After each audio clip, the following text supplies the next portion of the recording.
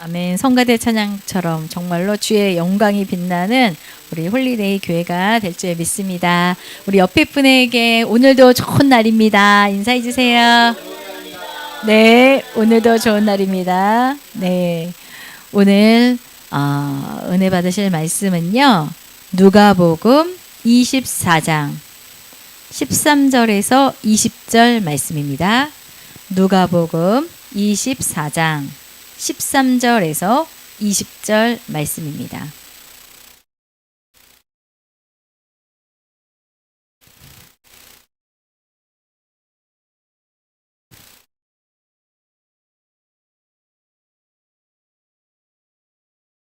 네, 13절부터 24절까지 우리 합독하시겠습니다. 그날에 그들 중 둘이 예루살렘에서 25리 되는 엠마우라 하는 마을로 가면서 이 모든 된 일을 서로 이야기하더라. 그들이 서로 이야기하며 문의할 때에 예수께서 가까이 이르러 그들과 동행하시나 그들의 눈이 가리워져서 그인 줄 알아보지 못하거늘 예수께서 이르시되 너희가 길 가면서 서로 주고받고 하는 이야기가 무엇이냐 하시니 두 사람이 슬픈 빛을 띠고 머물러 서더라.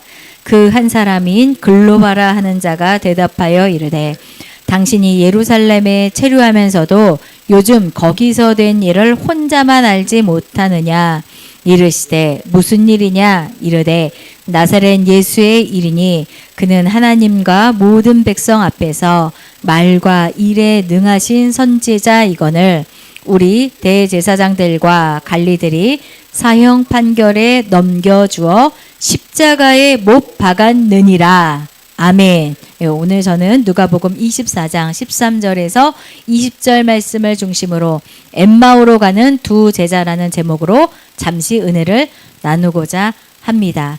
우리는 지금 부활절 이후로 부활하신 그 예수님께서 제자들에게 찾아오셔서 그들의 믿음을 새롭게 하는 사건들을 보고 있습니다. 예수님께서 십자가에 못 박히시고 부활하셔서 40일 동안 제자들에게 보이셨다라는 말씀을 사도행전에 기록하고 있는데 한번 확인해 볼까요? PPT 한번 보여주세요. 사도행전 1장에 같이 읽겠습니다.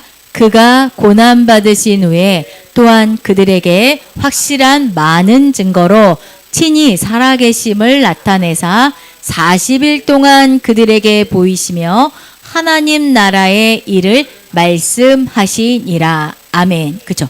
금요일날 십자가에 달리셨고 주일날 부활하셨어요. 그래서 항상 성경은 뭐라고 이야기를 하냐면 여기 유대인들이 쓴 거기 때문에 안식일 다음 날이라 그래요. 그냥 주일이라고 절대 지금이나 주일이라 그러죠.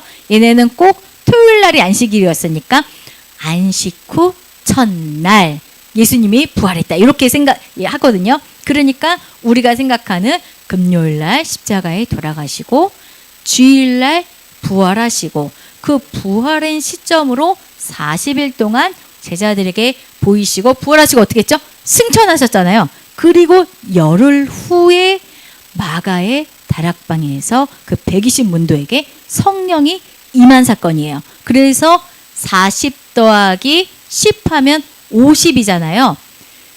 예수님께서 돌아가신 그 절기가 6월절이거든요. 그래서 6월절하고 50일 된 날을 오순절이라 그래요.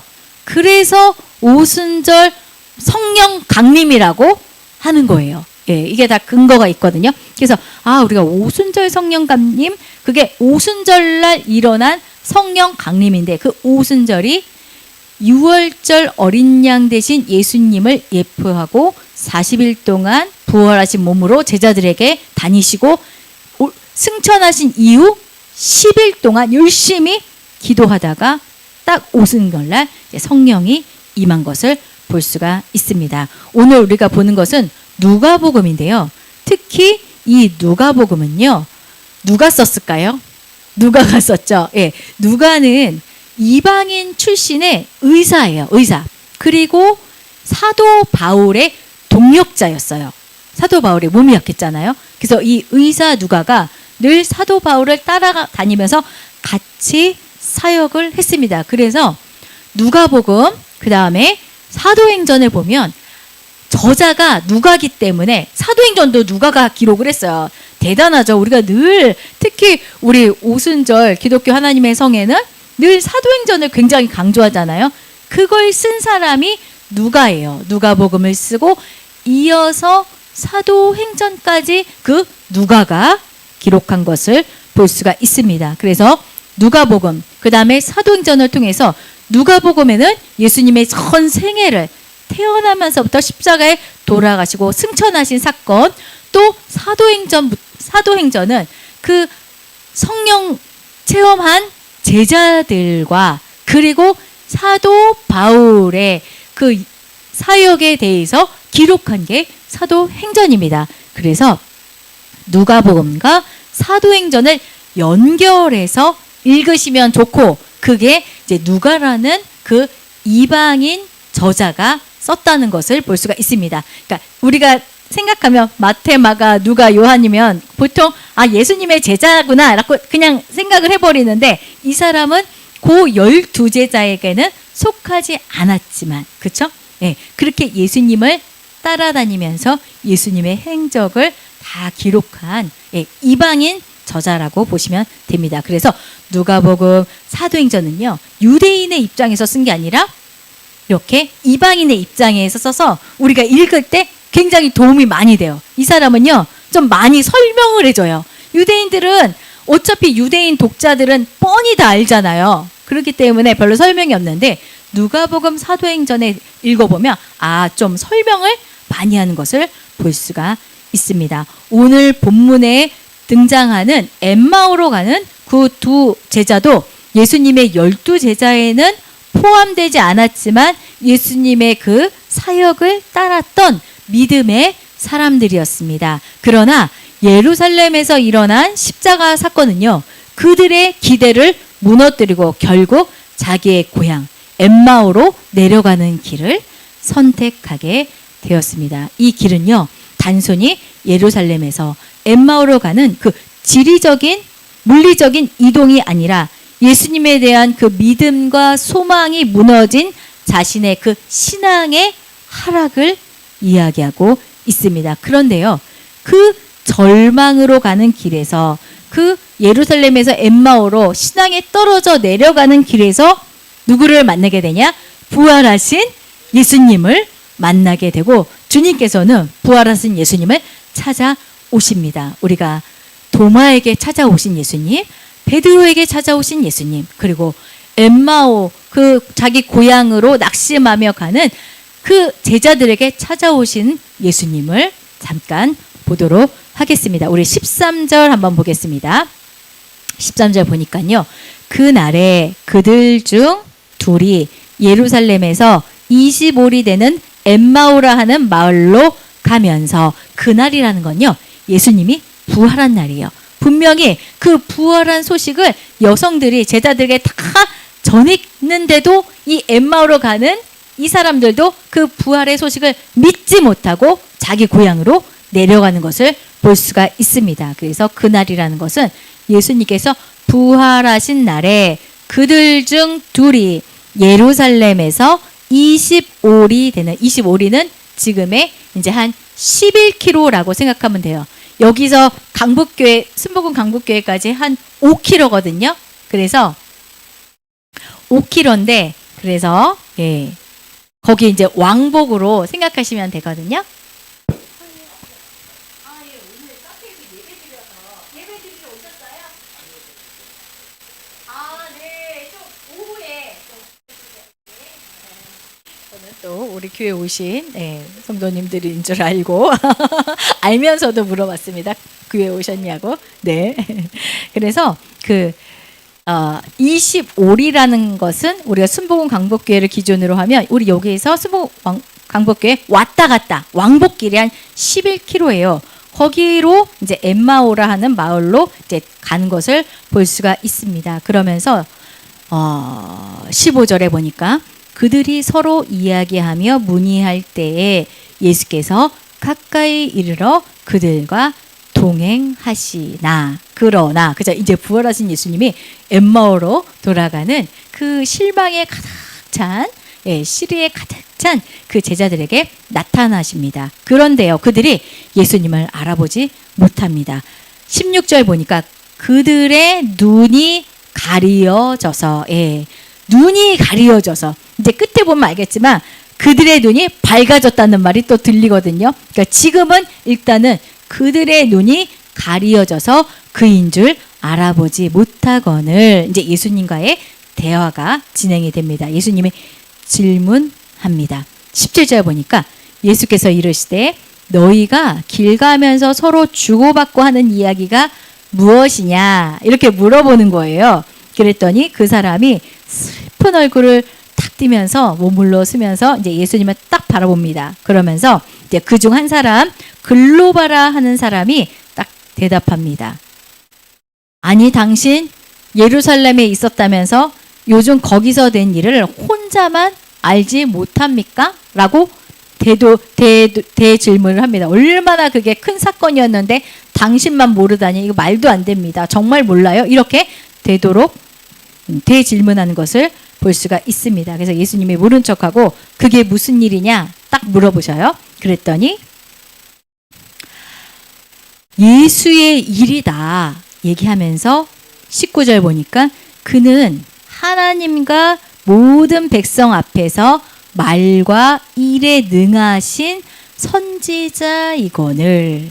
이 제자들은요 그냥 예수님을 구원자, 메시아, 하나님의 아들로 아직 인정 못하고 있어요. 그냥 한 선지자, 우리를 속량할, 우리를 로마의 그 압제에서 해방시킬 구원자라고밖에 생각을 안 하고 있죠. 말과 일에 능하신 선지자이거늘. 20절 보니까 우리 대제사장들과 관리들이 사형 판결에 넘겨주어 십자가에 못 박았느니라. 아니 우리를 로마에서 구원할 그 선지자를 글쎄 우리의 종교 지도자들이 십자가에 못 박힌 사건 모르세요? 이렇게 물어봅니다. 21절 보니까 우리는 이 사람이 이스라엘을 속량할 자라고 바랐노라. 이뿐 아니라 이 일이 일어난 지가 사흘째요. 그쵸? 금요일날 돌아가셨으니까 주일날 이제 이 대화를 막 하는 거예요.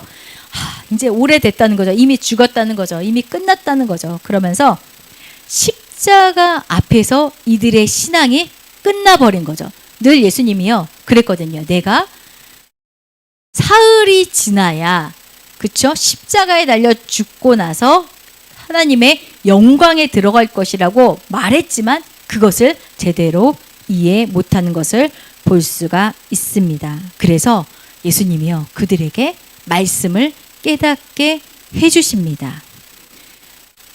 부활은 십자가를 통과해야만 부활이 있다는 것을 이야기해 줍니다. 25절 같이 읽겠습니다. 25절 이르시되 미련하고 선지자들이 말한 모든 것을 마음에 더디 믿는 자들이요 그리스도가 이런 고난을 받고 자기의 영광에 들어가야 할 것이 아니냐 하시고. 그렇죠. 미련한 자들이요. 이것은 아유 왜 이렇게 무식해 이게 아니에요. 왜? 너희 방식으로 믿는다는 거죠. 하나님의 방식은 다른데 내 방식대로 그게 이루어지지 않았다고 실망하고 돌아가는 거죠. 우리가 이럴 때가 너무나 많아요. 내 계획, 내 기도, 이거 내 기도대로 돼야 되는데 안 됐어요. 실망할 때가 많습니다. 우리에게 많은 고난이 찾아와요. 이거는 내 뜻이 아니에요.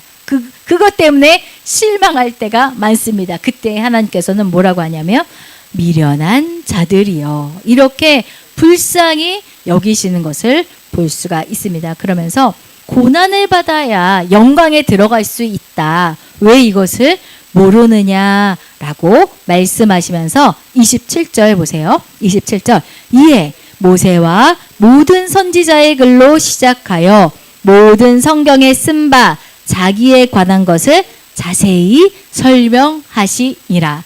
예수님은요 정말로 선생님이세요. 아주 우리를 책명하지 않고 다시 가르쳐 주시는 거예요.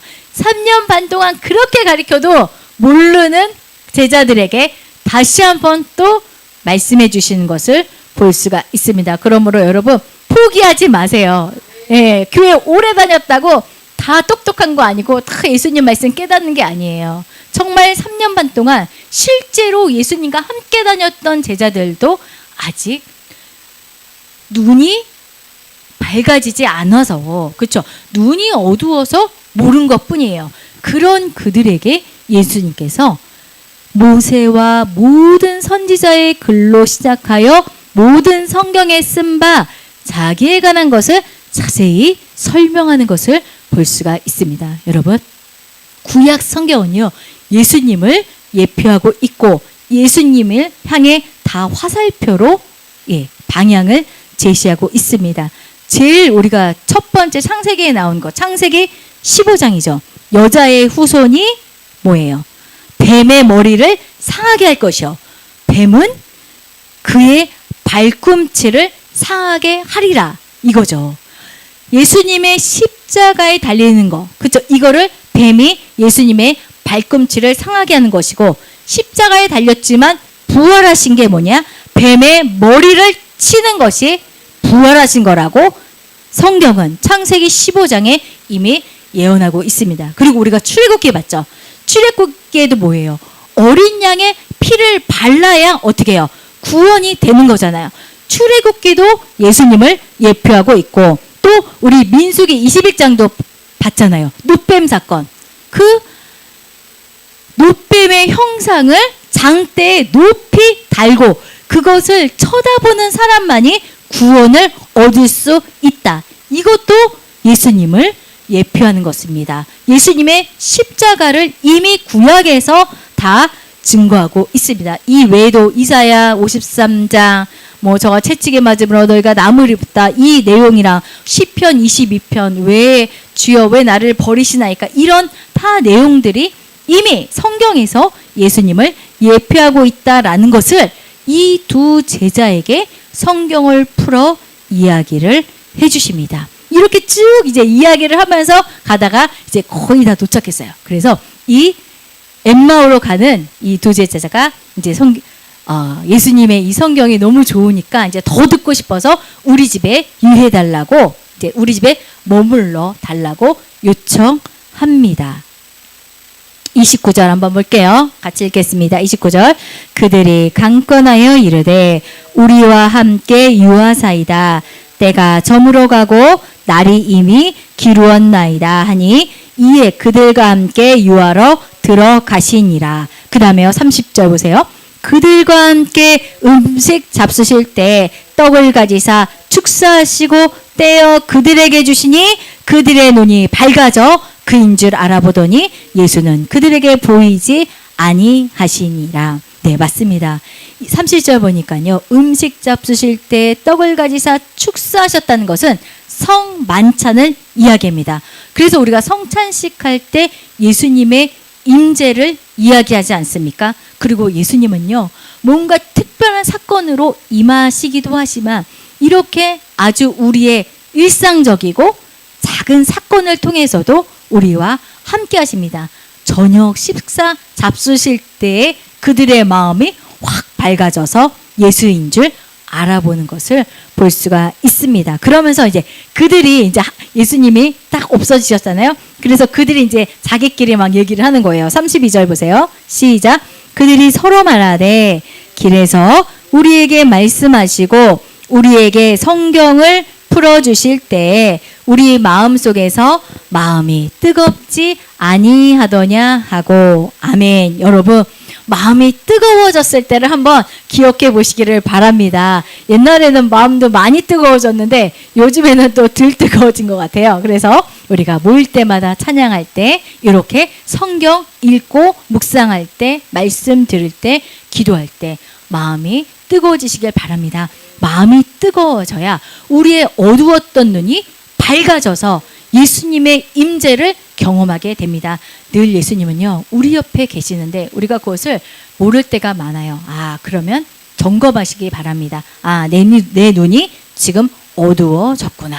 예, 그렇죠? 그리고 항상 예수님, 성령님 인정합니다, 환영합니다, 모셔드립니다. 모셔드리시길 바랍니다. 그때 우리 눈이 떠지겁니다. 그래서 33절 보니까 곧 그때로 일어나, 밤이었어요. 근데 그 제자들이 곧 그때로 일어나 예루살렘에 돌아가 보니 11제자 및 그들과 함께한 자들이 모여 있었다. 그래서 그 예루살렘에 모여있던 제자들과 다시 고향으로 돌아가던 엠마오 그 제자들과, 그쵸?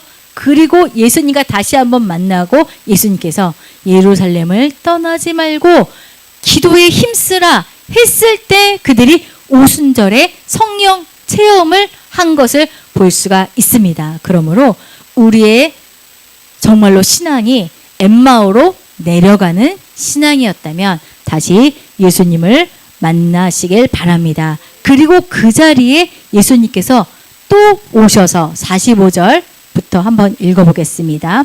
예루살렘에 그 제자들이 모인 곳에 예수님께서 또 나타나셔서 45절부터 읽겠습니다. 이에 그들의 마음을 열어 성경을 깨닫게 하시고 또 이르시되 이같이 그리스도가 고난을 받고 제3일에 죽은 자 가운데서 살아날 것과 또 그의 이름으로 죄사함을 받게 하는 회개가 예루살렘에서 시작하여 모든 족속에게 전파될 것이 기록되었으니 너희는 이 모든 일의 증인이라. 그리고 보세요. 49절.